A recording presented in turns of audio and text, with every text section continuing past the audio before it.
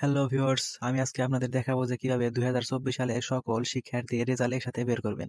তো আপনার বিদ্যালয়ে কতজন শিক্ষার্থী পরীক্ষা দিয়েছে তো সবার রেজাল্ট একসাথে বের করতে পারবেন। তো এটি কিভাবে করবেন চলুন আপনাদের দেখাই। তো সবার প্রথমে আপনাদেরকে গুগল অ্যাপসটি ওপেন করতে হবে। এখানে ওপেন করার পর এখানে আপনি সার্চ বক্স পাবেন, তো আপনাকে সার্চ করতে হবে ই-বোর্ড রেজাল্ট। ই-বোর্ড রেজাল্ট এই লেখাটি লিখে সার্চ করবেন। সার্চ করার পর এরকম একটি পেজ শো করবে, তো এখানে আপনাকে এই ওয়েবসাইটে প্রবেশ করতে হবে। তো আমি প্রবেশ করতেছি। তো প্রবেশ করার পর এখানে এরকম একটি পেজ শো করবে, তো এখানে দেখুন কিছু অপশন আছে, তো এটি আপনাকে পূরণ করতে হবে। তো প্রথমে দেখুন নেম অফ এক্সামিনেশন, তো আপনি এখানে এসএসসি দাগে এটা সিলেক্ট করবেন।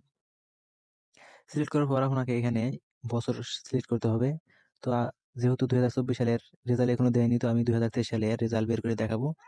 তো এরপর আপনাকে আপনি কোন বোর্ডে পরীক্ষা দিয়েছেন তো সেটা সিলেক্ট করবেন। তো আমি মাদ্রাসা বোর্ডে পরীক্ষা দিয়েছি, তো আমি মাদ্রাসা বোর্ড সিলেক্ট করব। আপনি কোন বোর্ডে পরীক্ষা দিয়েছেন তো সেটা সিলেক্ট করে নেবেন।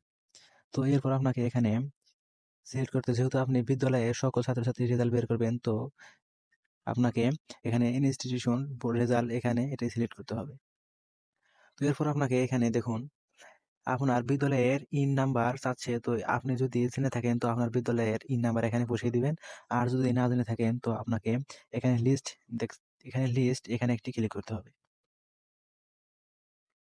তো এখানে আপনি উপরে সার্চ বক্স পাবেন, তো এখানে আপনাকে আপনার বিদ্যালয়ের নামটি লিখতে হবে। তো আমি আমার বিদ্যালয়ের নামটি লিখে দিচ্ছি। তো দেখুন আমার বিদ্যালয়ের নামটা কিন্তু এখানে এসে গেছে। তো দেখুন এখানে বিদ্যালয়ের নামের পাশে এখানে দেখুন ইন নাম্বার দেওয়া আছে। তো এখান থেকে আপনাকে কপি করে নিতে হবে। তো আমি এখান থেকে কপি করে নিচ্ছি। তো আপনি এখান থেকে কপি করে নিতে পারেন। তো কপি করে নেওয়ার পর এখানে ব্যাকে চলে আসবেন। তো আপনি এখন আপনার ইন নাম্বারটি এখানে বসিয়ে দিবেন। বসিয়ে দেওয়ার পর এখানে